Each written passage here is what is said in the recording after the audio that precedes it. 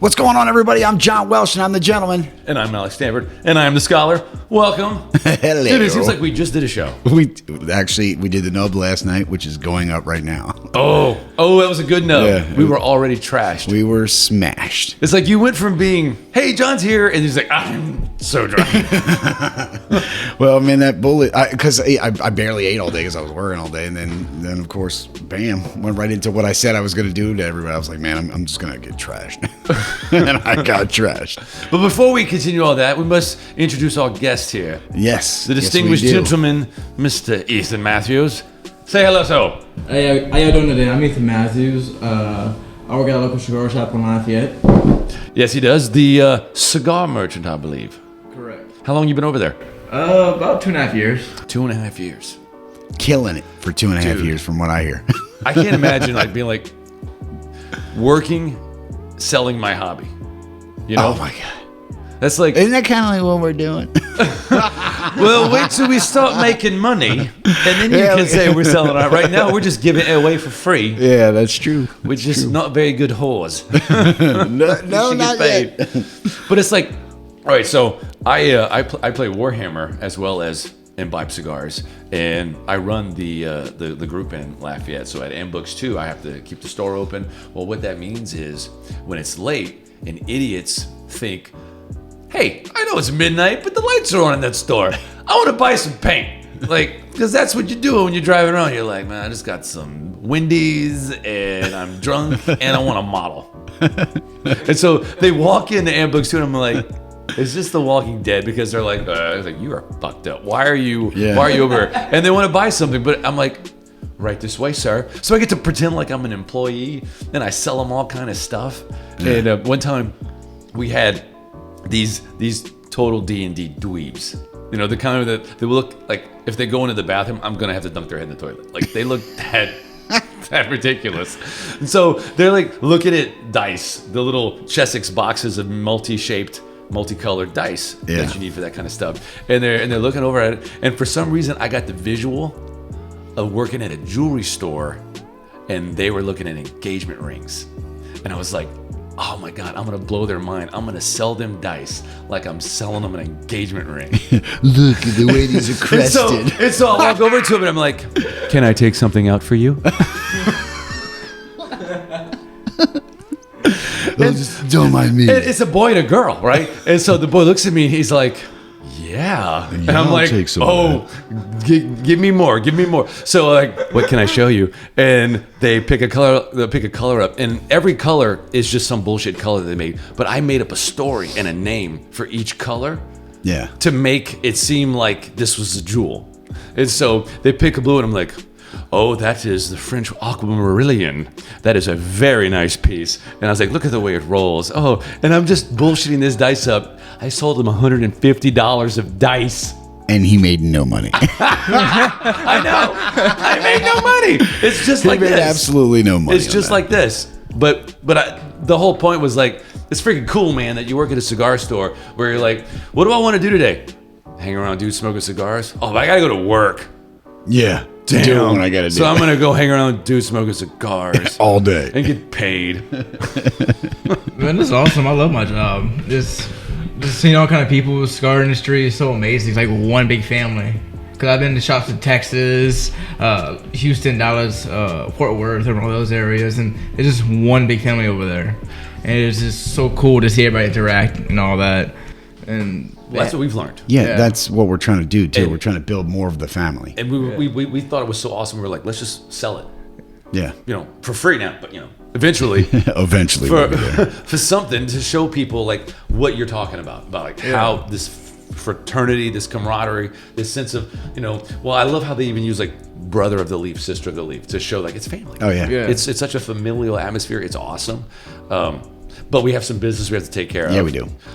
If you haven't already, and you know who you are, you haven't already. You didn't. If you haven't hit the subscribe button, Jesus is watching you. He's watching you not press that subscribe button. He's like, smite that person who doesn't hit the subscribe button and the bell notifications. He's like, it's a subscribe button, not a penis. You can touch it.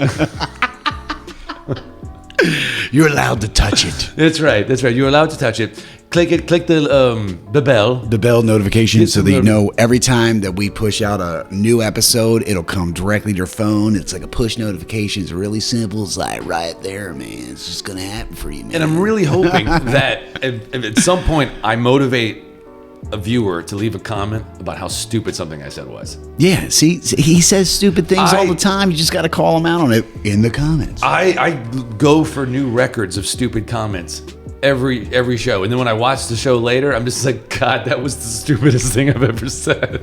But no one says anything. Yeah, they don't. They're just You like, need yeah. to call me out. Yeah, call Leave him. a comment. Call him out legitimately. We also need to thank our official sponsor. Yes. It's the Bailey Cigar Room in Karen Corral at the Veterans Exit. It's your one-stop shop for all your tobacco-related products, except Cigarettes. because that's disgusting. It's disgusting. Sorry, yes. We don't like cigarettes. No. I hate them too, so it's okay. Right? Well, I do believe we have some cigars to smoke, and then Yes, we can really get our clothes off and get comfortable. What do you have for us today? So I got the Morphine from Black Label Trading Company in the Lancero size. There you Nice. go. So we did not know what these were going to be. No, we did not. He was like, I'm going to surprise you guys with something. Yes. And so tell us about the surprise. So Black Label is a company in Nicaragua. They've been around since 2013, and they've been doing the Morphine every year since. And so this cigar is going to be a Barber Pole. It has an Ecuadorian Maduro with a San Andrés wrapper. Yeah. And that's on the outside of the cigar. On the inside, in the binder, is a Habano Nicaragua and Nicaraguan fillers. It's a phenomenal cigar. You can get a little bit of spice out of it. Those dark cocoa notes, I mean, down in Nicaragua, the owner of the Black Label is James Brown. He makes phenomenal cigars, but it's more towards your full body guys. Like guys who like those strong tobaccos, full body. That's where he likes to blend. He likes his cigars not like he likes his women. No, this is a waif right here. I like a wafy. Well, no, they did 3 sizes this year in the 2020 run. They did a Lancero, Short Robusto, and Corona Gordo, and we got the Lancero size. Nice. This is awesome. And it's a And phenomenal- James Brown makes these, so. Yeah, that's I bet when I smoke, I'm like, I feel good. I feel good. that's actually his real name too. It's surprised when I heard it too.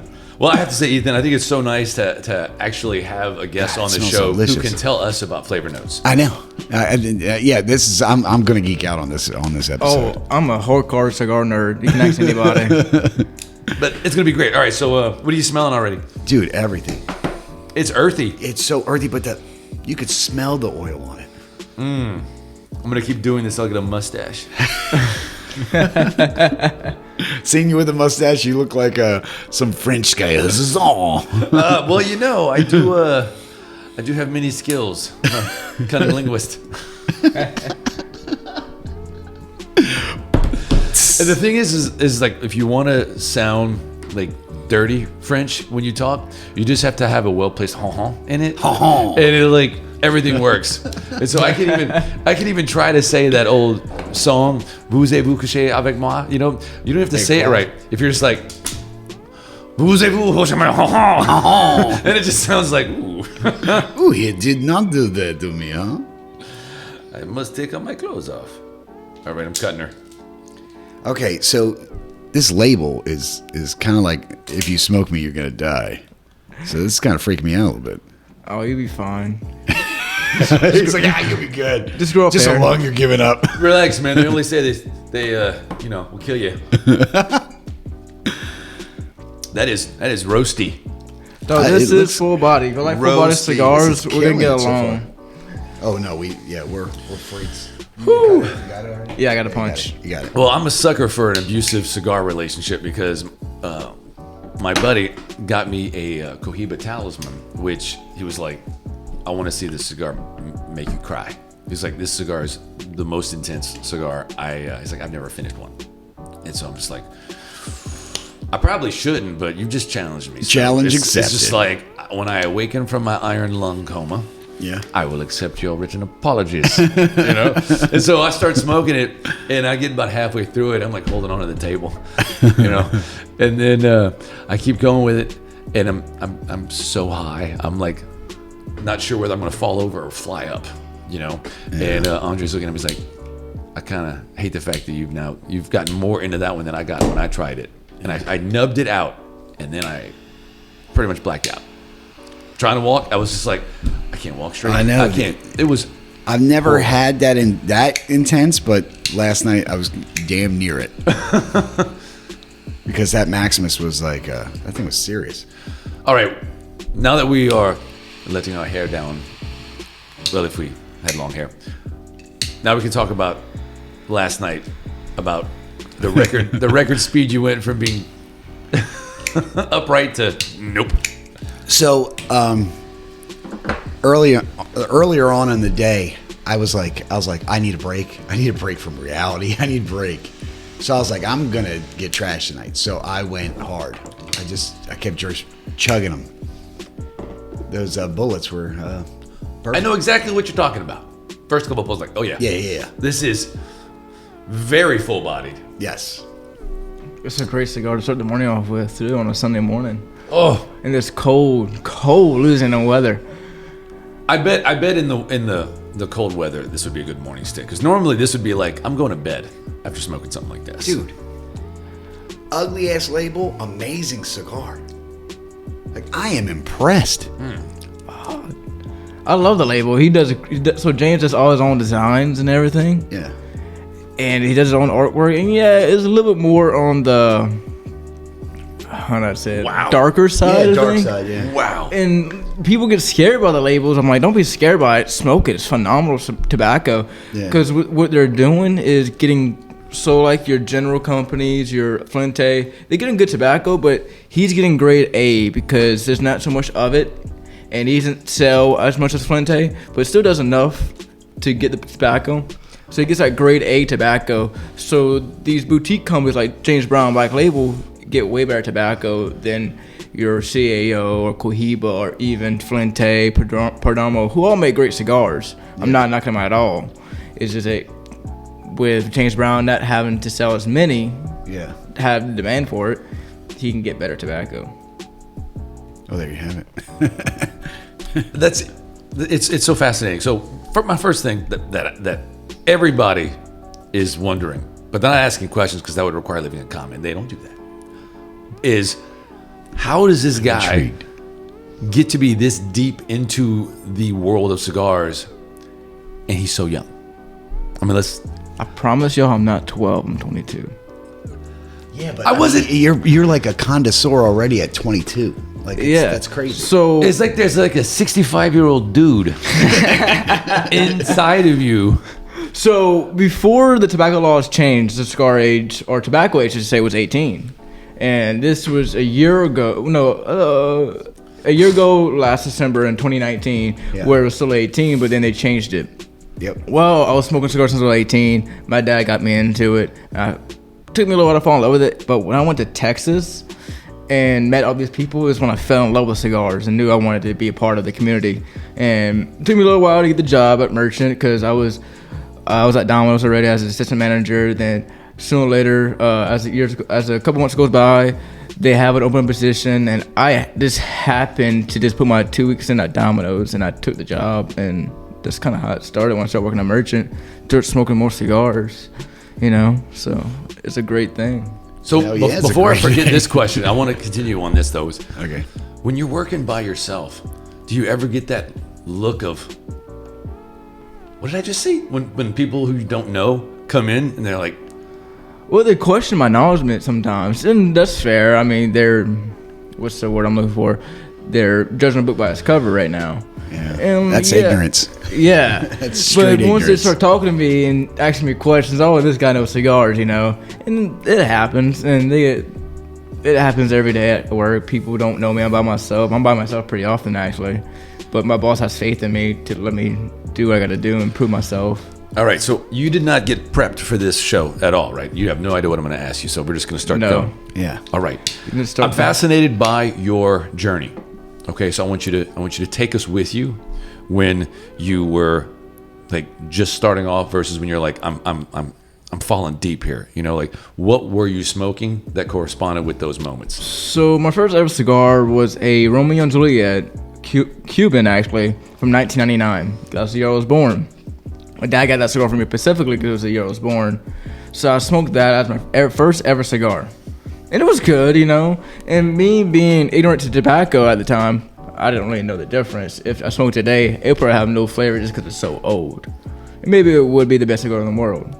But so when we were down in New Orleans, we were having my birthday there on my 18th birthday. And we knew one of the cigar shops / bar, cigar bar, one of the owners. He let me in because I was with my dad and everything. So we had a good little scotch on the side with that cigar. And he gave me a few other cigars. And the first cigar I ever fell in love with was an Opus X Angel Share. I have one of those in my humidor. So my dad gave me one, and this was for Father's Day. I'm born on January 1st, so January 1st is Father's Day. I smoked a little bit here and there, and cigars were okay, you know. I smoked a Java Man. I smoked Romeo and Juliet's from like Dominican and Nicaragua, and so on. And they were okay, you know. I smoked some Ashton. I smoked some Rockies. I smoked a little bit of everything, not as much as I am smoking today. So then when his Father's Day came up, it's also his birthday, so we had a whole lineup of cigars set up. And one of the ones he gave me was an Opus Angel Share. And that was the first cigar I ever truly loved. And I was like, damn, that's an amazing cigar. Because it didn't even, you ever have a cigar and it just doesn't taste like tobacco? It tastes like something completely different. That's what that cigar was like. Yeah. And it was like, oh my God, like I don't even taste tobacco in this. Like, I'm getting all kind of nose. I can't just figure out what it is. How can this even be tobacco? Yeah. It's amazing. So as that goes on, I kind of get a little bit more into it. On my off days, I'm at the cigar shop. Even at night, I'm going somewhere I can smoke a cigar just to enjoy it, you know, and enjoy company. And I get more into it. Then in 2019, I went to a cigar festival called UG19. It's called Underground Cigar Shop. And they have a yearly cigar festival. And they haven't this year, but it's all virtual. But usually they have it down in Texas in Fort Worth.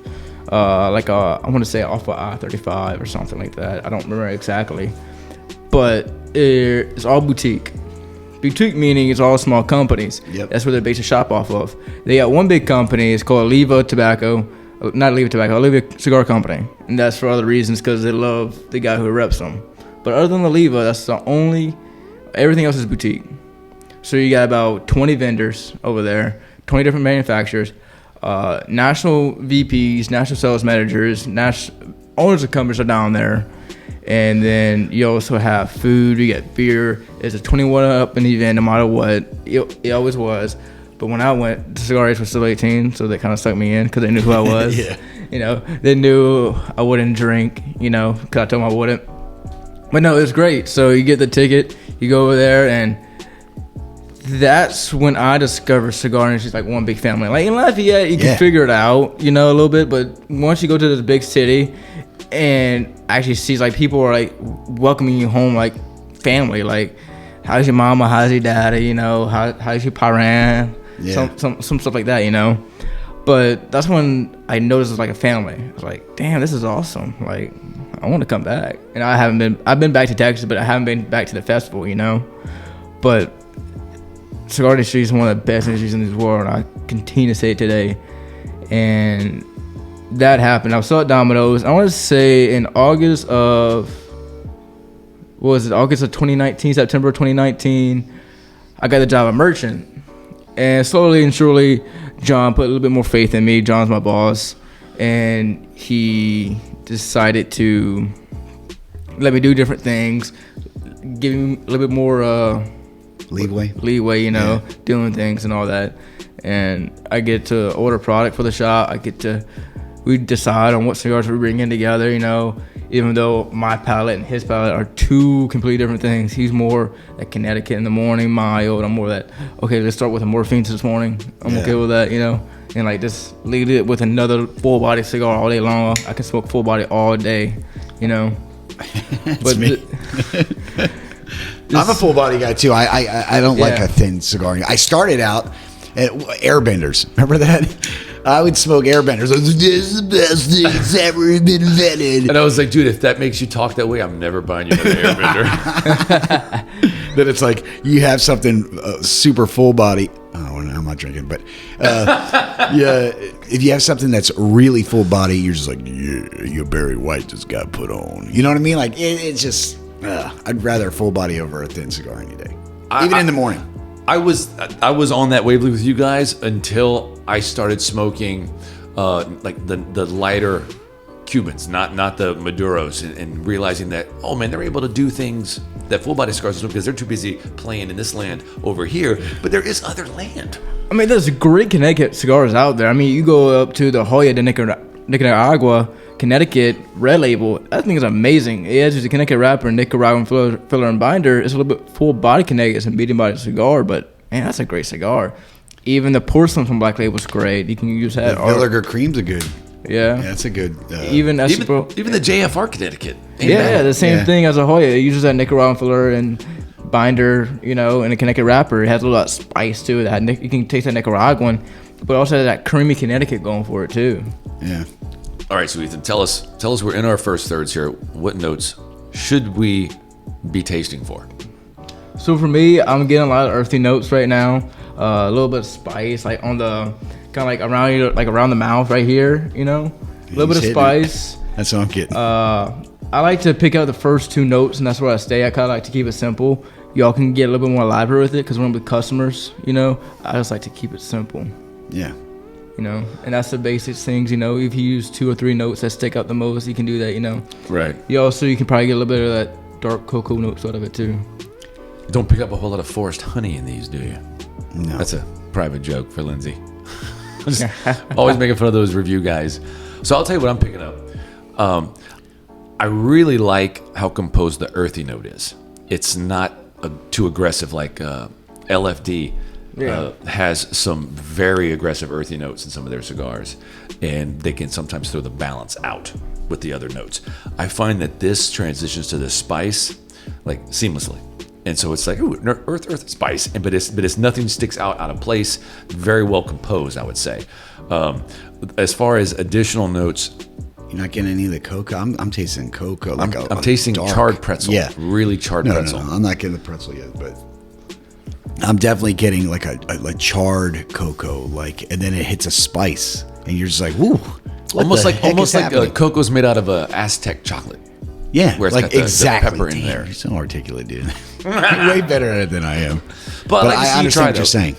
Yeah, I really dig this. When you were telling me how basically it's like this cigar is like tick on tick on tick.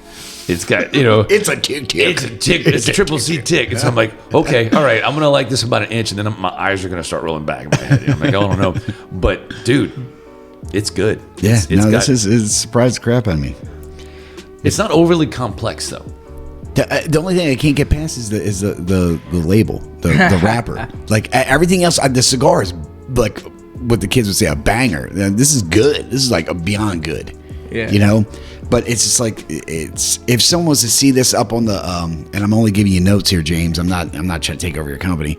Just saying, if someone was to see this up, they would overlook it because the label doesn't give it justice. What's the brand that has like the skull?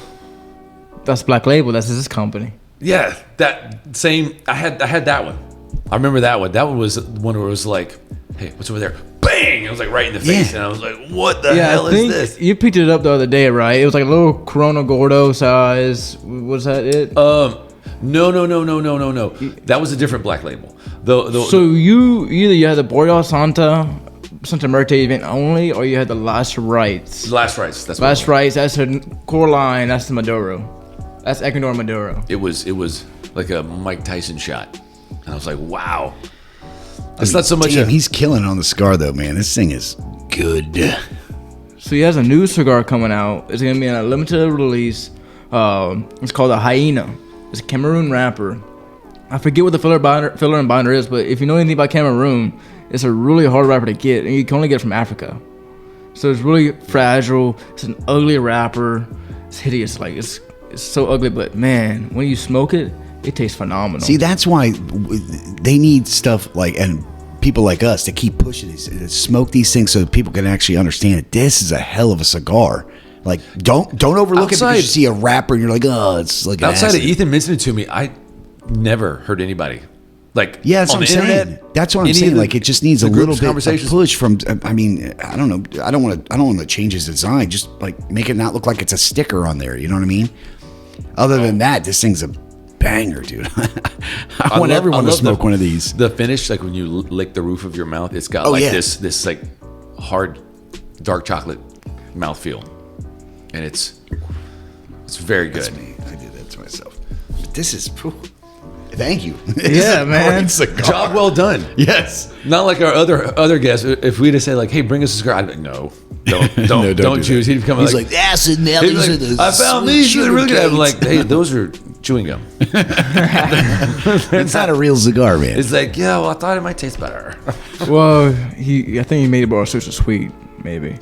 Oh my god, that would be horrible. Oh, speaking of Swisher Sweet, I was thinking back on the mad smack I was talking to your cousin. Do you remember that? Oh yeah, last night. And then I was like, I was unnecessarily savage. I was just so mean. Nah, he loves his banner. He basically took a picture of what he was smoking and sent it to John, and then I impugned his manhood like 6 ways to Sunday, and I don't know why I did. Yeah, we love you, John. We love you, John, you persnickety bastard. Snickety. But yeah, he just likes that kind of banner. It's his forte. He likes the back and forth, and that's all he hears all day. He hunts people. This is better than the last rights. Oh yeah, I largely this is a phenomenal cigar. I love, like, if I could smoke that cigar every day, I would. But this LE, I mean, James Brown hits it out of the park on those LEs, and they get better and better every year. I don't know what he does. I think he puts like this kind of magic dust in it for me to like it. Where is he based out of? Esteli, Nicaragua. Okay. So he does everything at Esteli, Nicaragua. He has his own factory. Now he does buy tobacco from other sources, but he does his own processing, his own rollers, everything. That's where it's at. It's the processing's how it's the magic's made anyway. So let's get real for a second, Ethan. We'll edit this part out, but what kind of discount you get at Cigar Merch? You get a good one? We're not going to edit that out. if I give you some money, will you go buy me some cigars? We're editing this out, John. We're totally editing this out. I can't say that. I wish I could, though. All right. But fine, we'll switch to Plan B, James. If you ever want to see Ethan again, The door's locked. Actually, no one will hear you scream. so I do have a cool story. I went down to Nicaragua. What? Yes. I need this story. Come on, bring it on. So I went down to go see James Brown at his factory. They had a factory tour in 2020 before this whole COVID thing hit. Yeah. It was still safe. Apparently, it's not safe today. But I got to go down there. Went to we flew in from New Orleans to Fort Lauderdale. Yep. Don't ever fly to Fort Lauderdale to go out the country. You will regret it. 3 hours in customs to come back home. Oh yeah, that's anywhere. That's customs. They're just. This is a pain in my ass. Yeah, it is. So I flew there, and so we get to Managua, which is the airport over there, and you pay $10 on your passport to get like your $10 visa, whatever, and then you get into the country. Then we drove to a hotel that night in Managua because we got in like 3 o'clock in the morning or early morning time, And it's actually the same time zone as Louisiana, so it kind of helped me out. So after I got there, the next morning we got up. Angela, James's wife, came pick us up in the Black Label bus, and we went down to the hotel, dropped our stuff off, and all that. And then we got some food at the hotel for a while. They came pick us up, and then first night we went to a restaurant, and the guy who cooked for us was from California, but the food over there was amazing. Like, he had some key lime pie. I swear to God, it was the best key lime pie you ever had. I don't care, grandma, mama, whatever, because the lime, the whatever fruit he had was from Nicaragua. It was so fresh. It was just so different. Like, it was amazing, and the food was amazing. So on the first day, we get to the factory, and we're looking at everything, and he has his Asian room, and it smells phenomenal. I mean, I love the smell. I can't wait to go. It's just so strong, And then he lays out the cigars for us to smoke with the bands and all that. And he has a bunch of factory exclusives like the Tiger Lily, the Neon Tiger, Shere Khan at the time, and Tamore. And they're all, you can only get at the factory. It's all you can smoke all day long. So the first thing I got was a Tiger Lily, which is a Connecticut wrapper. It has dual wrappers, a Candela, Connecticut, and another one I can't remember right now, but I smoked that first, and get into the LEs of the new year, and then I got into some of his normal stuff from Emilio AF1. Emilio! That's when. So You were there yelling the Breakfast Club's name. yeah, Emilio, Black Works, Black Label, some Killer Bees, Green Hornets, and so forth and so on. And it was just a great time. We were smoking like 10 cigars a day. Jesus. It was crazy. Smoking It's like all day. heaven. Man, my lungs would be like, hey, come here. Knock it off. And every night we had a different restaurant we went to, and the food over there is amazing. It's just so fresh, it's like farm to table. Yeah, well, that's because we overprocess the shit out of our food here. Yeah. It's because we locked our children to hit puberty at 12. That's where they get them big hongas and the boom booms. Oh, okay. That's enough of that. Yeah. So, is it safe to say that Black Label is like your favorite brand? Oh, I love Black Label. It's one of my two. It's tied for first with a company called Foundation Cigars, and Foundation makes like the Tabernacle, Total Oaks. They also make. I'm not surprised you'd say Foundation, knowing what you like. Yeah. Because like the Broadleaf and the Tabernacle, Oh, yeah. they're all just like, we gonna mess you up, boy. Even like the Tabernacle Street, but people also forget the El Wednesday. The El Wednesday is a Corojo, and you also forget about the Wise Man Maduro. Man, they're great cigars, and people forget about that side of it. And then he also has an expensive side, Totoro. He has a Connecticut Maduro and Habano. That Habanos, man, that's fire. You know. So I should mention, he was the guy I bought the Liga for. Yes. So tell him. Oh, yeah. I mean, there's nothing. Everyone knows. Come on. That's like saying, hey man, you have one of those bad boys. Yeah, it was amazing. I thought you want to know who blended that? Who? Nick Melello. You know what Nick Melello does now? What? Own Foundation Cigars. There you go. And Steve kinda makes me feel Saka inside. did quality control on it, and Steve Saka now does Dunbar and Trust. And that's like the Super Common Miso, Super Meso, Super Meso Brulee, Brulee Blue, those cigars, you know. Is that when you went through your tour? Is that like a common thing for someone who's a roller to become like somebody who like says, "All right, look, I'm going to take over the way your business is run."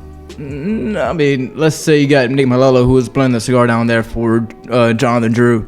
I don't know what quite happened with that. I think maybe that's a conversation that's personal between those guys. Yeah. I guess Nick wanted to do his own thing. He started his own company 5 years ago, and he started a foundation, you know, and they make great cigars. Well, I was gonna say, and I mentioned this to John because that was the first number 9 I'd ever had. I had the T52, which is like a Russian tank. Yeah. But that's a World War II job. T-34, Yeah. whatever. Anyway, T-72, but we get it. I thought the Liga 9 tasted so much like a broadleaf. It is a broadleaf. It was just, it had a little bit more complexity than the Tabernacle, the Foundation broadleaf. Yeah. You know, but it was very, very similar. And I was like, wow. And then when it got to the business end, as I was telling you, I was like, okay, because we rated it pretty high. Yeah. And we're not gonna spoil it because I want to feature it on the show. Yeah. So if Cigar Merchant likes what they see, maybe they'll jump in on the bandwagon. We start showing off some of their goodies. Well, yeah, they have a whole different, a bunch of different cigars than Bailey's. A lot of different stuff. Yeah. A lot of. It's like, Every time I go there, I always spend way more than I was expecting to because it's like, well, because there's so many goodies over there. I hear the salesman's a kind of pushy guy sometimes, and he tells you about all kinds of cigars that are so I know good. I'm like kicking this guy. I think he's like 13. You know, he's just trying to sell me on these Cuba Cubas. I'm like, get away from me! I'm trying to. No, the staff is always very friendly.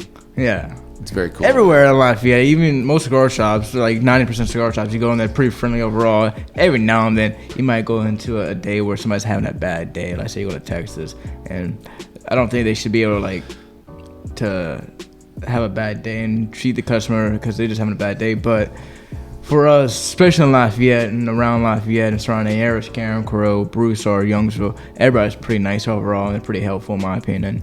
The only thing I care about.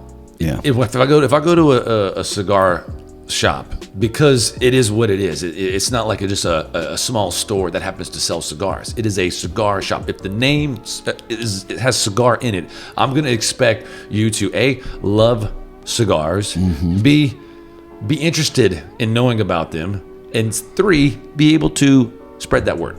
Okay, so when I go to a place, a lot of times I'll be like, make a recommendation. because I want to know, hey, where you come from? What do you like? Where's your you know? But when they're like, oh well, you know, I really don't. I'm like, why are you here?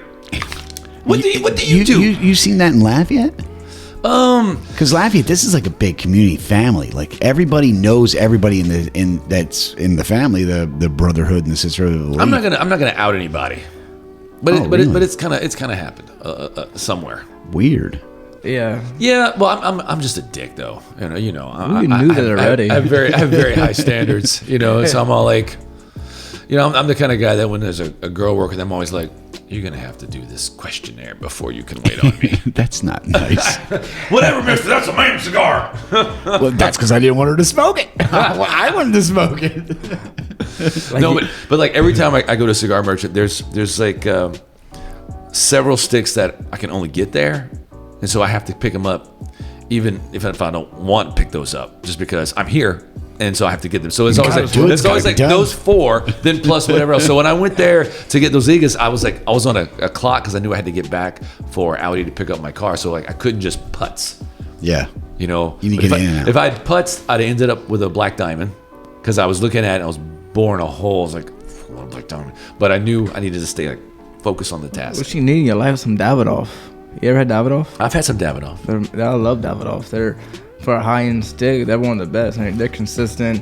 So when you go to the store, you gotta get Davidoff, you gotta get Liga, you gotta get like Diamond, you gotta get a Patron, you gotta get everything. No, Padron is pretty common. Like everywhere I go, you can get lots of different Padrones.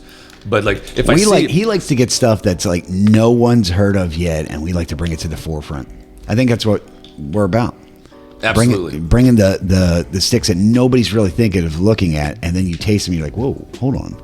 Sleeper cell. So you told us about the Opus, about how that was like the first cigar you really fell in love with, and we know what you like now. But what is your measuring stick cigar, where it's like every cigar gets compared to it, and for you to put that new cigar in the highest echelon, it has to like surpass it? I don't really do that. It all depends on the cigar because every cigar is different. Like I have my category. I got the mild category, I got the medium category, I got the full body category. You know. And for me, it's all about how well the cigar is constructed. Like this one's constructed amazingly. How well it smokes. If it lines up with my flavor profile, let's say we all got different palates, you know. Just because I don't like something doesn't mean you won't like it. And this is my salesman coming out now. I just find how to sell it, you know. I think every cigar out there is made for some reason. I think every cigar there is good. For me, like I love the Morphine. I love Opus. I love the Davidoff Late Hour, you know. I can even smoke a Davidoff Special R, you know, which is a Connecticut wrapper, and that's Dominican tobacco. And that thing is amazing sometimes. I mean, for me... You say Dominican, well, that's Dominican. You know, like, is that a bad thing to you? Dominican is more, Dominican tobacco is more mild, you know. Yeah. It's a little bit less. But it all depends on what the blend is and all that. For me, I don't really compare cigar to cigar, you know? Yeah. Unless I say it's a Morphine. Is this cigar consistent enough to where I can pick up a Morphine out of every box and it will smoke the exact same, and it will, you know. With some companies that should not be named, I don't want to. Yeah, we don't like bad mouthing. Yeah, only John says names he tries not to say on the show. So I don't like bad mouthing companies, but there's companies out there who make cigars, and they can be like great cigars sometimes. Then I smoke that same cigar, the exact same box, and like, what happened to the cigar? This cigar was amazing. I was just like, you know. Well, that has a lot to play with the aging and the humidor and how it's being upkeep. You know, like well, not always. It's consistent. Even my humidor is kept up perfectly. It goes down to back to the factory and who's rolling. Who like some companies go through 3 different rollers on one cigar and it changes. Yeah, you know? He's right. You're right. That's right. No, I mean, I've heard that 'cause a lot of people dog on Cuban cigars because they say the poor quality control gives you a higher degree of inconsistency within a box. And I have my own opinion on why I think that's horseshit, but I know a lot of guys say that. And so that is a thing people experience. So what he's saying, you know, that you want one stick to the next to be the same experience from beginning to end. Like I said, if I pick up a Morphine, I want the Morphine to be the exact same as smoked I love for the first time when I picked it up from the 2020 batch. Maybe 2019 would be different, but from 2020, being a limited up cigar, I want to be able to pick it up and like, damn, that tastes the exact same, you know? Whether it be the same box or a brand new box, you know? And every one I picked up, man, I've been pinpoint perfect. So how active are you on social media with... I'm very active on social media with cigars. So do you find yourself like having to explain to people that no, Gurkha's really Yeah, not this that guy, great. he gets in fights. He has conversations about it. every Gurkha, time. I mean, they get a bad rap, and I tell you why. I know why. So what they do, they sell cigar labels to Cigar International, to all these big companies, and what they're doing is they putting a label on a $2 cigar, and boom, says, hey, I'll say the cigar for $3 and say this retails for $50. That's why Gurkha gets such a bad rap. I will admit, I had Gurkhas that I liked. It's called the Gurkha Nicaragua, and it came out about a year ago, and actually Arganosa makes it. Arganosa is a company out of Nicaragua. They make the JFRs. Yep. They make the all those stuff, and they made them a Nicaraguan one, and the price point was around $10 in Louisiana, which is 20% tax state. So it'd be around $9 for a Toro in like Texas or Florida, whatever it may be. And I smoked a cigar, man. Like, damn, this is a great cigar. Like, not great, but it was a good cigar, I was impressed. So Gurkha gets a bad rap just because they sell when someone wants to write you a check for just labels. How you gonna pass that up? I can't blame them for that. But that's why they get a bad rap. I get it. Money is a great seducer, but I'm in my middle. Oh man, it opened up. Let me tell you something. It opened up. It's cigar buzz that I like. Yeah, you're just a nicotine junkie. Yeah, I am. Yeah. What? Yeah. The back end has picked up. The front end still has that heavy char, dark chocolate flavor, but then this back end, it is like the leather's coming out, and so it's got. I love some a flavor profile that incorporates a leather note somewhere. Yeah. Because it's like black. It goes with everything. You can have light with leather, you can have dark with leather, you can have spikes with leather. Oh, I'm sorry, it's something else. This guy. Keep the spiked leather at home, okay? Right next to my humidor. But I really like this. It's getting better and better. Yeah, I'm seriously impressed. So you don't get into arguments with people? No, I don't bother with that. I don't like getting arguments on Facebook, like on a post. I'm very particular what I post on Facebook. I post just cigars. I'll post what cigar I'm smoking, or I'll post I don't post anything political unless it's related to cigars. Because right now we're fighting the FDA. Because the FDA wants to control cigars, they want to be able to test them and control everything. And he's 22. I kind of find it stupid. What are you gonna test about the cigar? It's all natural. Everything in the cigar is natural. Look, politicians try to put their hands in your pocket no matter how they can. And they're just trying to test it to where they can get money, Yeah. And it's like, it's so stupid. And they had a court, and the judge made a ruling that you really have no idea how you're gonna test a cigar. Come back to me when you're ready. And FDA already said that cigars are the last thing on the list because they're trying to fight the Juuls, the e-cigarettes, and whatever it may be. And the thing is, in the end, it's my bad. It's okay. In the end, we might end up giving flavor cigars up, which I do not want to do because once you give something up, they want a little bit more. Like, it's like you you give them an inch, they take a yard. I tell you, he's a 65-year-old man. That's what I'm saying. He's 22. He's killing it. Ridiculous. The thing is, I don't love cigars. I'm in love with cigars. Yeah, there's a difference. Like, I'm a married cigars. I feel bad for my girlfriend because I love cigars more than her. Well, it is Valentine's Day, and you're here with us. well, she's working right now, so that's why I got permission. But she's like, yeah. But speaking of ladies, real talk here. My wife tried to add you on Facebook, man, and it didn't go through. I don't know why. She didn't never add me. She said, can you ask him why he didn't accept my friend request? And I was like, no, I'm totally not going to do that. I don't remember getting it. All right, well, I'll tell her it wasn't personal because she cried for like 2 hours. She was like, I thought he liked me. She's all right. Don't say I said that. We're gonna edit that out, right? It'll cost you in diamonds, black ones, and a couple of these. But speaking of Valentine's Day, I want to take a moment to acknowledge the day with some embarrassing stories. Oh, I'm down with that. About Valentine's Day. So we're all going to share. So even if you have to make something up. Because I know you haven't had that many opportunities to have terrible Valentine's Days. We got you outnumbered. Well, you're gonna lead us off then. I'm gonna lead us off. Because I always lead us off, and every single time I get in trouble. You know how many times I got hit up from the last time I busted the last person out and accidentally said their name? Oh yeah, I got some emails, a couple of hate letters. I'm like, Guys, it was a story. We can't get comments, but we get hate mail. What is this? They don't put it in the comments. They put it literally. They're like, "Oh, I heard what you said." No, Like, I'm gonna kill text you. messages. Yeah. All right, so I'll tell you the Valentine story that sticks out as just exquisitely terrible. So in college, I had the hots for this girl, and she will not be named. In fact, I gave her a name. Like all my ex-girlfriends. Oh, give her the name. Let's what's her name? What's her? That's not a name. That was her. Because I was like, you no longer deserve to have a name from this moment forth. The woman who won't be named. You shall be called. What's her name? I thought you were gonna say SOB. And so for everybody who knew her and me, it was always I saw what's her name the other day, and I was like, you bitch. So anyway, I really had this thing for what's her name. She was really pretty, and she showed me some attention, which that was really like 9/10 of getting me to fall for you, was just show me some attention. And so I really, really liked her, but There's always the but. She was this like playing yo-yo with me, where it was like she'd lead me on, and then it was like she'd pull back. That's what girls do, right? I have a disability, John, all right?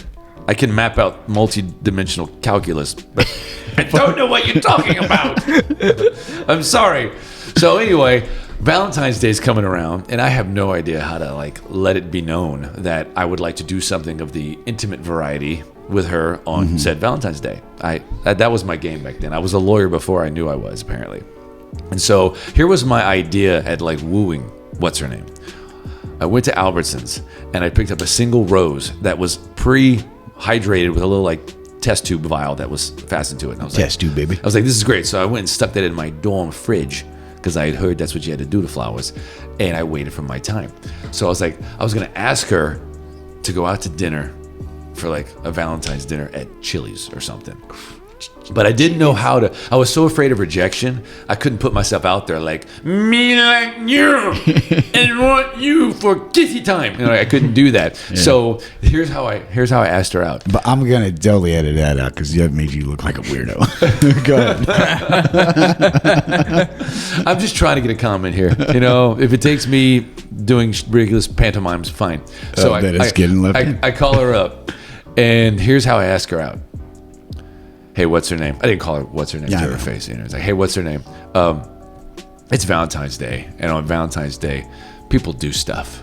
So we should do something. We should go. I'll pick you up 6:30. We'll go to Chili's. And she's like, she sounds like I just high pressure sold a car warranty that she didn't need, but she just signed it because it was just so like, I don't know everything you're saying sounds anxious, and I don't know. So she's like, okay, but it was not a committed okay. It was almost like, Okay, you creep. Yeah. So I'm like, sweet. So I get off the phone and like my pulse is just like through the roof. I'm freaking out. I am just over the moon that my ridiculous attempt to ask her out was successful.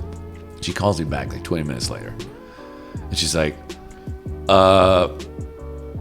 forgot I had something else to do, like anything else besides that. And so like she nixed the date shortly after making it. And so I spent that Valentine's Day like debating suicide because I was just like so pathetic. So they haven't been that bad since, though. This was going to be a good one. Do you have any of those? Because oh, is your story just way worse than that? Yeah. Oh, let's go. Mine are epically really bad. Come on, John, I need this. No, I'm gonna let him go because I'm debating on whether I should even tell my stories after that one. Because yours are always like, you're like, man, I'm a J. I'll come out with my story and they're like, oh my god, dude, how do I follow that? And you're like, yeah, man, she just said no and canceled on you last minute. I'm like, yeah, that's common, man. That happens all the time. Mine are like, I bought diamond bracelets and earrings, and then they were like, by the way, I'm looking for a divorce today. I'm like, what the what? So, I got you something. I signed it. It's a petition for a divorce. So that's my epically bad one. Is it was Valentine's Day, and my ex-wife was basically just said, I'm holding these things behind me. I'm like, yeah, I'm a sweetheart. I'm gonna get laid tonight. And she said, so I just want to talk to you, and I just want you to know. And I'm like, oh, here it comes, man. She's gonna give me something. And she's like, she goes, well, you know, I don't love you anymore, and I just need you to know that. So we should live separate lives now. And I'm like, what do I do with this shit? I can't take it back. You're gonna get like 50% of what I paid for it. I was like, oh, okay. I see what you're saying. I'm like, why? It's like, well, I'm seeing this other guy, and I'm like, what the hell? You're married to me, lady. You can't do that to me. And she did. She was just like, she goes that, and then it just got worse from there. She was like, well, you know the story. I seem to recall when you told me that the first time, she was like, listen, I have to do this because there's this crazy guy in Louisiana you need to be best friends with. And this is the only way this will happen. So I'm doing it for your children. So that was my worst one. Is when I'm holding like diamonds behind me, going like, I'm gonna press grab at him. Totally getting some tonight. Oh my God. And it was wow. It was epic. It was I don't love you anymore. Damn. You just need to move on with your life. I'm like, what? And it came from left field. There was like nothing before that. Wow. There was no lead up to it. Like, we're having a bad time here. It was just wow. like, get the hell out of here. Okay, Anything you're up, like buddy. Now remember, this is only my like second Valentine's with somebody. Every Valentine's I've been single. Thank God. I don't have to do anything. I didn't have to buy no gifts. Stick Great. Keep it like that for your whole life. Well, I had to do something this year. It wasn't too bad, you know. I mean, it cost me money, but it's all right. So my first ever Valentine's with a female went terrible. It was terrible, and this is a true story. So it took me over like 6 months to get her to go on a date with me. I said, hey, I want to take you out for Valentine's. I want to take you to dinner. And we go home, watch a movie, and just chill. Hoping we're like Netflix and chill, you know? Oh, yeah. Get some. So I said, yeah, I'll pick you up at 7. So I text her, say, hey, I'll be there in like 30 minutes because I was like, I'm about to leave my house. I'm about to go pick her up. It's going to be great. Like, I get some. She finally said yes. It took me 6 months. It's like, yeah. And I'm not a shy person. It don't bother me talking to women. I can go up to run to people like, hey, girl, what's up? You know? Yeah. And it doesn't bother me. Because the worst I can say is no, right? Then good attitude on life. Man, you're just a solid dude. Because like at 22, I was just like, I know math. I can math. I can math real well. I can math. The only figures I was comfortable with, I could write on a piece of paper. So I text her, say, yeah, hey, I'm on my way. I'm almost dressed. I got my smell good on. Yeah. You know, I stink. Got my stink pretty ready. Yeah, stink ready. Yeah. So I call her and say, hey, are you ready yet? So I just want to make sure I reserved a table for 2 at this restaurant. You know, it's gonna be all fancy with it because it's Valentine's Day. It's like I knew better. It's like I did this like in a week in advance. It's like I'd be smart about this, you know. Yep. So I call and say, hey, are you ready? Says, well, you know what? I don't think I'm that interested. Do you have a sound effect for a plane crashing? That's what it is. She just cha-chinged you. And then you get the applause. There you go. There you go. And it was like, I said, what the? And I said, what the fuck? Yeah. I was like, I'm not mad they tell me no, but why didn't you just tell me ahead of time and not get my hopes up? That's some stupid shit. That's stupid. You know, I never gave my wife applause, but I did give her a standing O. See, there you shot me. Boom! Leave a comment. Tell me that was done. Oh, I got another story. This was not Valentine's. This is one of my girls, one of the chicks I was seeing when I worked at Domino's, and she actually had to been she was my employee. I was the assistant manager. She was a driver. Well, her and her sister both worked there. Uh-oh. I see the that last. Sounds like every play penthouse. Was this the Saved by the Bell episode? So I see her last name on the screen, and I thought it was her sister, and I said her sister's name instead of her name. Ooh, I've been there too. I've totally been there. She gets mad at me. I'm like, I'm so sorry. I just saw the last name. No, you're a piece of shit. You think about my sister, don't you? I'm like, no, not really, but honestly, I probably was, because they're both kind of hot, you know. But she was like 23, I was 19, her sister was like 25. So like, I'll take either one of y'all. Y'all both cute, you know. That's in my head, like, no, babe. it's not that, you know. It's not that, but it could be. yeah. It's not that unless you want it to be. Then we could all have a good time. And the plan was for me to leave after work. We're gonna leave and go make dinner at like 1 o'clock in the morning, you know, because that time we got off and got everything finished with everything. Yeah, I didn't get to go home with her that night. How's that leather kicking in for you, dude? It's like it's running rampant. Like in the after, this is just a solid. I'm telling you, the only thing I can't get past is like, it's the wrapper. But dude, this you guys have to smoke this cigar. Okay, so we all know. Just go, put your stuff out there. Like, how can people get in contact with you? And just say, like, I mean, I know you're probably on Instagram, Facebook. Yeah. So my Instagram is Ethan ETHAN_cigars. There you go. And on Facebook is just Ethan Matthews. You can also go like the Cigar Merchant. If you're curious about anything, call the shop at 337-233-9611. It's really the only numbers I remember in my whole life are my number, my mom's, my dad's, and now the shop's. Well, so what's the price point on this? Yeah, what's the price point I on this? so it's around $10 to $12. Okay. You know, I'm sold out actually. I got like 4 or 6 boxes and they went fast. Like they went within the first day. See, and I'm telling you, this is speaking to our audience. You have to try this cigar.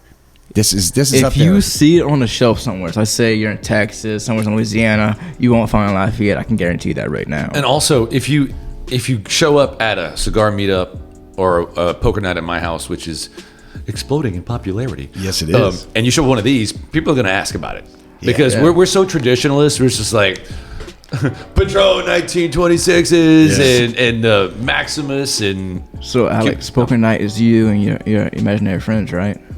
Well, yeah. He's like, we're all having a good time. Actually, I tried, but they didn't show up. They called me like, actually, we're not interested. It's him and all of his personalities. That's right. You got the Irish guy. Oh, you got the Scottish guy. I just, you know, and I never know. They just come and go. It's like multiple personality stores. I actually had a concept for a stage show I wanted to do, where I wanted my gimmick to be that I had multiple comic disorder, where I was like, I channel the spirits of other comedians and I can do their impressions. And so I would do like a Mitch Hedberg or a Stephen Wright or a Ron White or a Lewis Black, and I'd write material in their style, because that's what my brain does. So if I hear something, I can break it down and do it right back, whether it's an accent or a type of writing or whatever. And so I would write material for them. So I had my Mitch Hedberg jokes that you would swear Mitch Hedberg wrote them. Like I had one where I was like, I bought this whitening toothpaste. I don't know how it works. My teeth look the same, but my sink, spotless. That's not a good joke. It's making me laugh. It's not a good joke at all. But that was how Mitch Hedberg would write. Yeah. His jokes were really stupid. They were very absurd, but the way he would do it, it just made you laugh. Yeah. And so I wrote jokes like that. I wrote a thing about Lewis Black. And so I wanted to That's so weird that you're talking about this. I don't mean to cut you off, but I just watched a super old video of Richard Pryor being interviewed by Chavit or whatever his name was back in it was a long time ago. So he's interviewing. He goes, hey, would you ever let a white writer write for you? And Richard Pryor was like, well, yeah, but what would that have to do with anything? He's like, well, you know, because like they don't know how to use the vernacular like jive turkey, and then it would sound stupid. Like you're trying to write for Richard Pryor, but it doesn't have the right vernacular on it. He goes, what do you think? And it made me think of so much of Dave Chappelle saying the same thing. Like you can't speak and write to my caliber of who I am as a person. So why would you want to write for somebody else? So that's kind of like where I'm going with this. So it's kind of hard to write as somebody else's voice, but maybe you could. Like, I mean, if you're that deep into like understanding who they are as a person. Well, it's like if I listen to someone talk well enough, my brain maps out their mind. Okay. And I figure out how they think. So when one of my degrees is in philosophy, I never read a text. Not one. I took an independent study. Yeah. Where I was the only student. I didn't read any of the materials. I got an A. Like, that shouldn't be possible. You shouldn't be able to write papers on authors that have works you haven't read, okay? But what would happen is... So you set their tone, is that what you're saying? No. I would listen to the professor tell me their ideas, and I'd map out their whole mind, and then I would use that mind as my own, and then create their whole philosophy. And so I could write a paper on Wittgenstein talking about what he would have said about this and how he argued that, not having read any of the work, but because I knew how to think like Wittgenstein. But how would you know if you never read any of his work? Because I would listen to what they would tell me. And so if you tell me about the views they have, I can extrapolate. Okay, well, this is what his first principles are. These are his axioms. This is how he's reasoning, and I would just go that way. And so I don't know. I'm kind of a freak that way. It made for being a terrible law school mentor because I tutored a kid who flunked out because I was like, you don't have to read nothing. But that's also probably why you were a great math teacher, because you could map out exactly, because it's all formula and it doesn't change. I would spend like half my classes explaining to them how they made their mistakes. I would say But that's what would help somebody. Like that's how I learned from the mistake. Like I used to be like, I don't want to fail. You would think so, but these fail. were idiots. My God, these college kids, they're so stupid. But that's one of the life lessons, man. When you as you get older, you start learning the failures are where you're actually going to learn things. Yeah. Not when you succeed, because you're like, yep, got it. Put it in your bag. Yeah, of like tricks. one of my 50s, like y'all, right?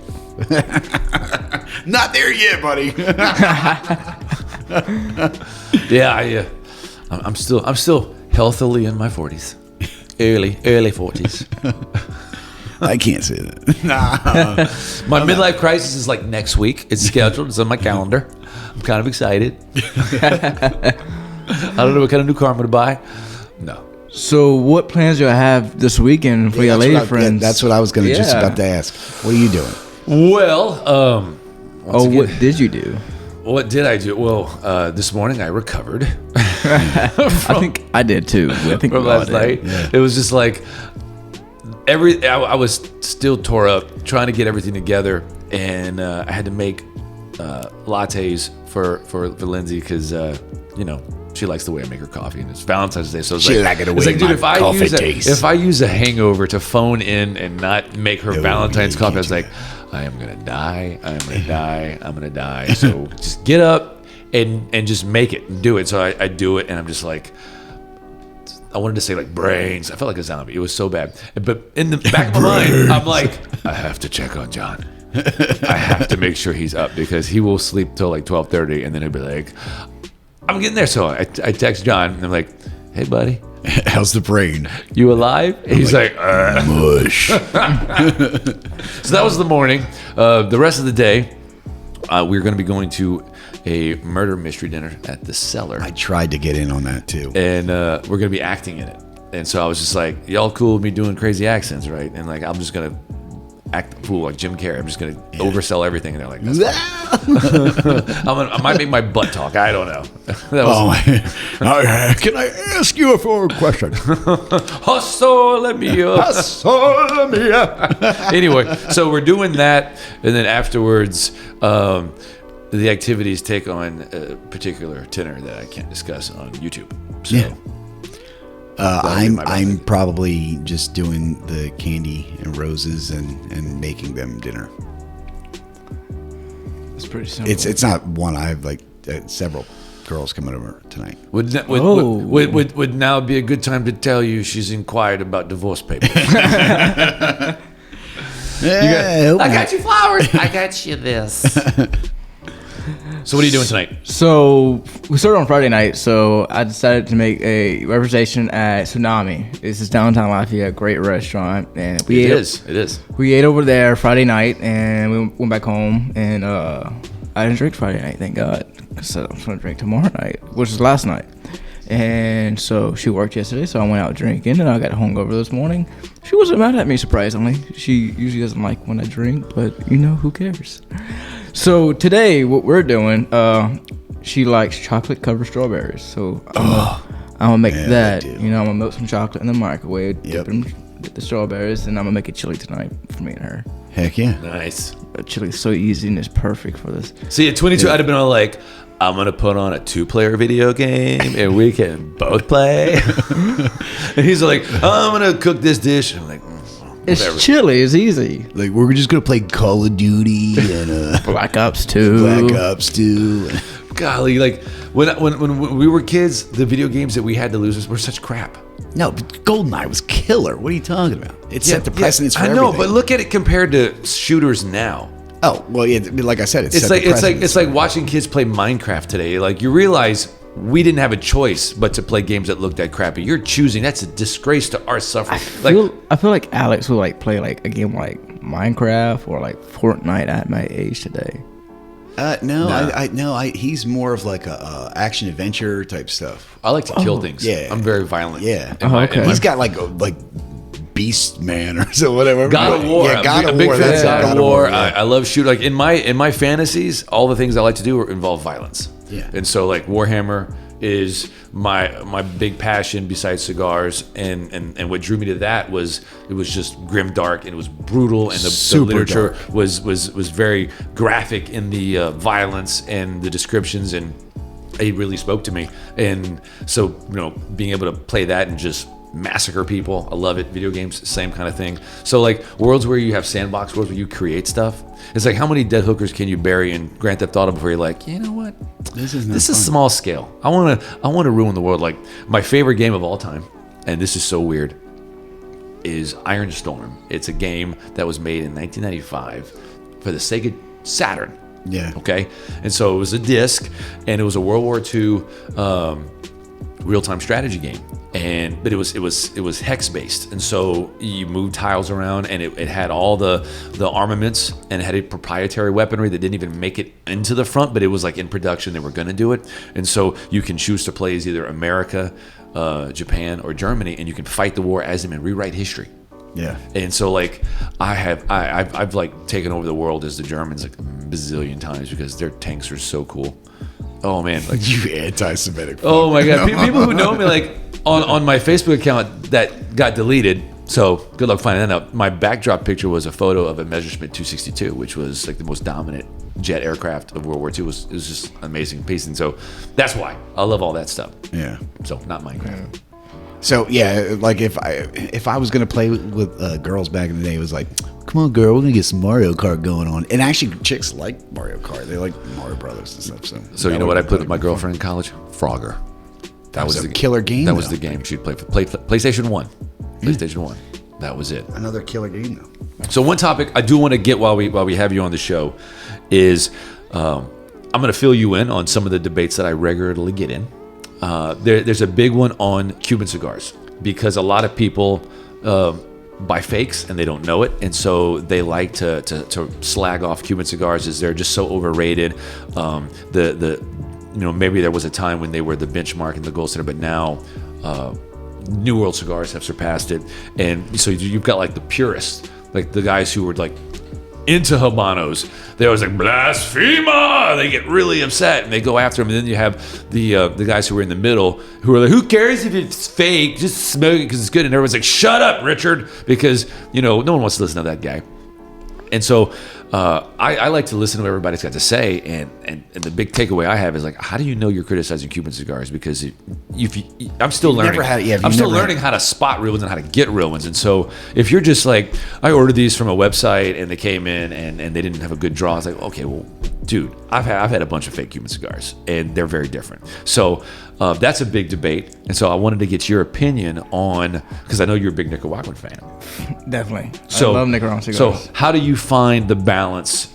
So Cubans are pretty mild in my opinion. There's some Cubans that are a little bit, when I say Cuban full body, more medium body Cubans out there, and I don't really think there's a Cuban out there really full body like the Morphine or like what Black Label's doing. No, I've never had any Cuban cigar like this at all. No, you won't. So the thing is with Cuba, with Castro, when we put the embargo down, which is still in place today, it's up to Congress to lift the embargo.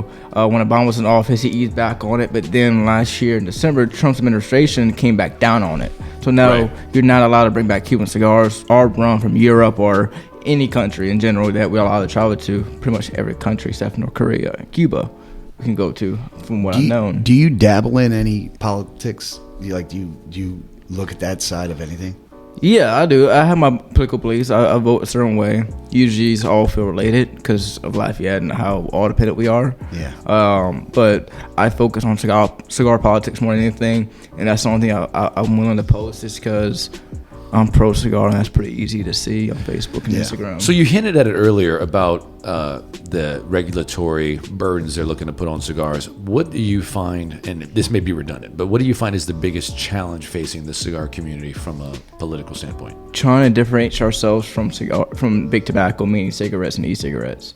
We trying to move forward and say, hey, we're not a cigarette, hey, we're not e-cigarette, we don't have all these added chemicals to it. And we're getting closer and closer to proving that. And right now, cigars, and we have acids, we have Javas, we have Sols, we have upsetters, we have Tatianas, which are flavored cigars, which is premium tobacco inside of it. It's just because it's flavor, it's an additive. And because of that, you might see us trying to fight that.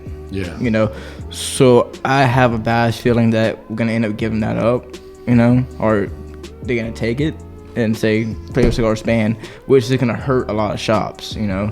It's going to probably hurt. Well, I know the number one seller in Lafayette is a flavored cigar. Well, the number selling cigar is? Well, Isla del Sol. Yeah. No, in the country. Oh, in the country? No. Cuba. Acid Cuba. I'm not surprised. I was gonna say it. Everybody has smoked them. Yep. Yeah, like I smoked a Java mint when I smoked the Javas when I first started smoking. I think everybody smoked at least one flavored cigar when they start smoking cigars, and there's nothing wrong with that. That's how you get into it, you know. Mm-hmm. And maybe the select few people who didn't, you know. But for me, I smoked a Java mint when I first started smoking. I'm not knocking flavored cigars; they're good. They're premium tobacco.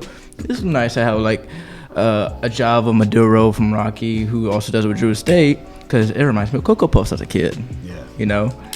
But the thing is, it's an additive. It's not when you put that sweet tip on it, even though you can make it natural, a sweet tip, but then it's saying this. So FDA just released a statement saying what a cigar is, which is long leaf tobacco, no other flavor than other tobacco, meaning your acid is gonna be out of that, your Java is gonna be out of that, upsetters and so forth on, you know. So it sucks. It does suck. It does suck. Because that's going to hurt a lot of shops. And another thing I've heard over the years, I haven't heard of lately, big tobacco cigarettes, you can't sell online. They're trying to make it like that cigars too. And the biggest political lobby right now would be big tobacco cigarettes. They're trying to make it to where you can't sell cigars online. So, I'm sorry, I'm interrupting because I'm in my final third, and I want to make some observations. So I've had a number of cigars that I would say are in this class as far as what they're trying to do, you know, construction-wise, filler-wise, all that stuff. But where I find those have singularly failed in the same way is that their smoke becomes cloying towards the end, where it just clogs your palate up, and you just like, it's not showing me new things. It's just dumping more of what it was, and it's just kind of clogging my palate. I'm done with it, and I have a hard time smoking them into the final third because of that reason. But this thing has had a distinguished first third, middle third, final third, like I expect a complex cigar to. So while I said initially this was not a complex smoke because it didn't have a ton of different flavor profiles, it's so composed and it's making that journey so well. That's, to me, that stands head and shoulders above all the other Nicaraguan smokes like these, because I've had a number of them. So, very impressed. Yeah. You did good, kid. You killed it on this one. I know I'm the best. All right. Everybody was saying you got to get Isa on the show because he just knows so much. And it's like, okay, all right, we're getting there. They weren't wrong. Yeah, I mean the show's growing. It's doing better, and we keep stepping up our production. You know, we see that John went and bought himself a new microphone. Well, I'm gonna get us all these microphones. This is the test, and so far it's living up to what I know. You just want something more familiar looking to you. That's not true. Well, if you want something more familiar looking, for what I heard from Alex, you need a little bit smaller mic. We're gonna get John a lapel mic and just clip it. It's gonna be just a little lav mic. It's right there. I'm saying stupid things, but I'm happy that it's Valentine's Day. You know, I'm not. Why not? Because look, I'm gonna sound all cheesy right now, but if you have to have a day when you treat your woman with respect and show her the love that she deserves, then you're a sad individual. I do it every day.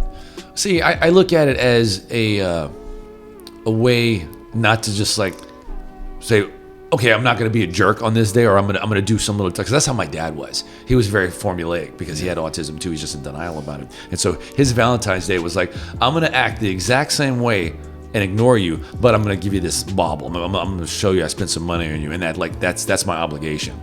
And it was horrible, And so I like our Valentine's Day to be less on that formality and more on just the emotional affirmation of like, this is what it's supposed to be. So for me, it's like therapy, getting over the anti-emotional world that I grew up in. But so I do like it. And also having a daughter now, it has a different component to it, because I, as her father, I define her world as far as how are you going to relate to men? Yep. What is the standard? What's and the so, standard that you're gonna get? Yeah. I've started doing this routine where like every year on her birthday, I write her a love letter. I write her a card that I read to her. And, she doesn't really understand everything that I'm saying. She will. She does. But like it does elicit an emotional response Yes. from her. And it's a very warm response, and so like, okay, that's the job, that's the standard. Do it. Well, on Valentine's Day, I'm getting her flowers, and we're gonna make a presentation to her, and I know I'm gonna have to deal with Sebastian being like, why don't I get any flowers, Dad? And I'm like, and so that's the thing I'm teaching my son with my daughter. I just go like, look, it's not that I don't love you differently than I love it's just you're her. a boy, and society didn't care about you. Sorry. You're secondhand citizen. See, son, this is what you need to do in the future with your future girlfriend or even future wife. But you teach them respect. Yeah. Yeah, and but it's just to see the change in her and how she sees me. Until I reach that point where she's like 13 and now I'm just a big goofy dad to annoy her all the time. But until that, I'm hopeful that this is keep her on the mark, because raising girls is tough. Really tough. That's why I'm glad I don't have any kids I know of. Give yourself some time there, son. You're only Right? 22. Wait till you see the world again. Hopefully his pullout game's better than John's. Yeah. That's where they My make problem condoms. Rough. That's why they make condoms. Wait, they don't make them the way they. Never mind. I'm shut up. Let's go shut up. Oh God! Come on, John. No. We got to keep it friendly. We don't want to get taken off YouTube. You gotta keep it PG. PG. That's right. Not That's on right. this show. Well, yes. Any last thoughts on the cigars? They're getting towards the end here. I think I've already said all my piece. If you don't go out and smoke this cigar, there's something wrong with you. If you like a full cigar, full taste that hits you at every mark, the first, the middle, and the last third, you're setting yourself up for failure if you don't try this. And even if you can't find a Morphine, smoke something from Black Label, Black Works, whatever it may be. Just try something from them. They got the Last Rites, they got the Salvation, they got the Royalty, they got the Porcelain, they got the God, I got stumped right here. The Lawless, all kind of stuff. Killer Bee, Green Hornet, Warshak, MBK. Then after they got the LEs like Boondock Saints, Morphine. Wait, I've had a Green Hornet. That's Black Works. That's James Brown. Yeah. I've had one of those. That's a good cigar too.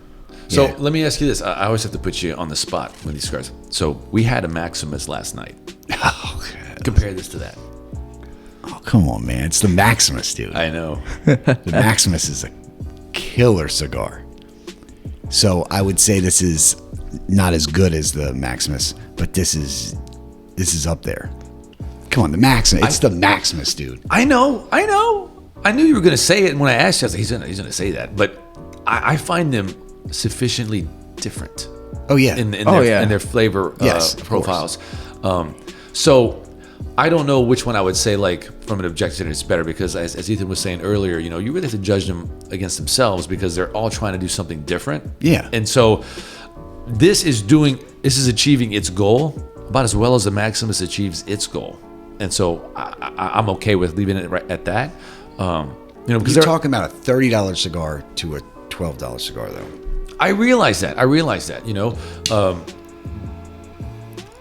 mean, the Maximus is superbly constructed, and I can't wait to feature it on the show. Yeah. Like, we're gonna do it. We're gonna do it. We had it lined up. Yeah, I know. We're still saving them. and waiting for that right opportunity, you know. But I don't know, a guy named Dustin should come through and, you know, just hang out with us. that one, dude, can you imagine having him listen to 2 hours of my stupid stuff and not punch me?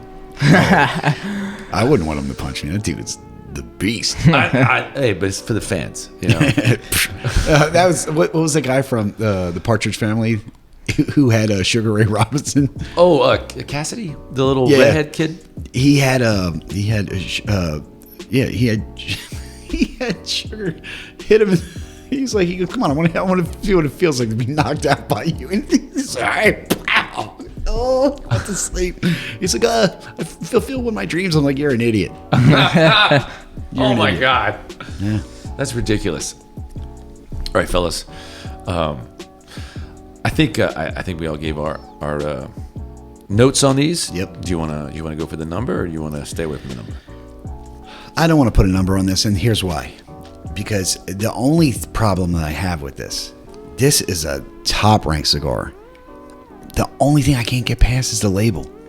Like, I'm telling you, if I was to look and I'm a noob, I'm just some guy who wants a full-flavored cigar, and if someone doesn't tell me about the cigar, and I'm just looking at the labels, because I'm getting into this, if you put that much prestige into a label, then let me see what you got on the cigar. You know what I mean?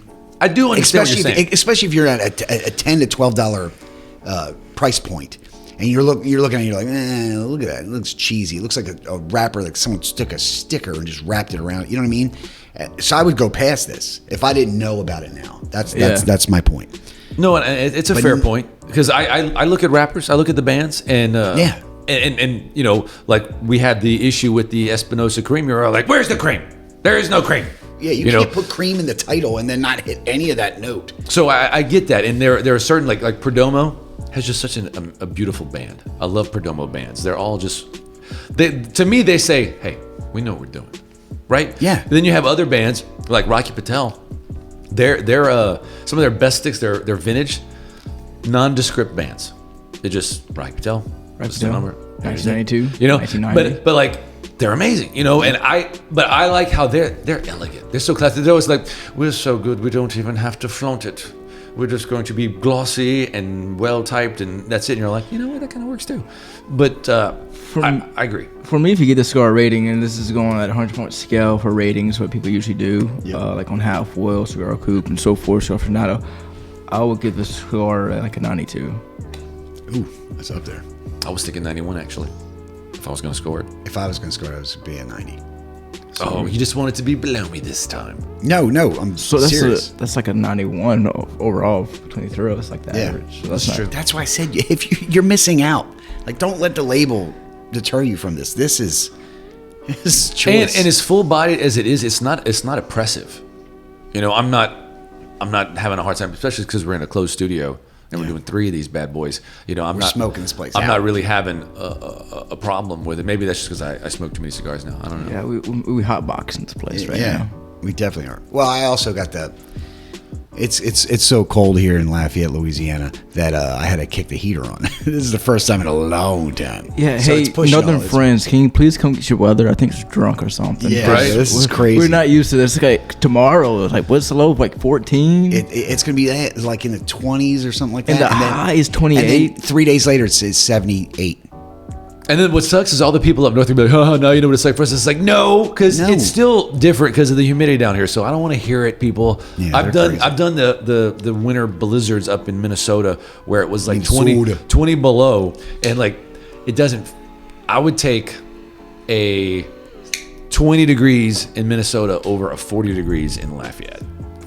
Because it needs to be like 75, 80. That's perfect temperature over here. Yeah. Well, it's getting right back there later on in the week. Yeah, so. Like in like midweek. Seriously, midweek it goes back in the 70s. Yeah, like the high is like 70 or something. Yep. So I want to say I really like how you came on as not only just to smoke a cigar and hang out, but to raise awareness, like an advocate for a brand that deserved. I don't think a lot of people know about it. Nope. But it's definitely deserving of the attention. And so what I'm thinking is, what about for the future, if there are other things you would like to advocate for, different brands, different chicks, whatever, come back on the show. We'll do them up. we'll tell some more embarrassing stories. Yeah. I got a lot. I like to consider myself to be pretty boutique, meaning I like small companies. Like, I like big companies too. I smoke those cigars, but man, if you see what I smoke a lot of boutique stuff, small companies, and people are missing out. I mean, these small companies are getting grade A tobacco. It's a different profile. It's amazing. Absolutely. So I agree. So it's Valentine's Day. Find someone you love. Give them a hug. All that usual business. And what do you got to say, big boy? With that being said, I'm John Welsh, and I'm the gentleman. And I'm Alex Stafford. And I'm the scholar. Keep it smoky. Always.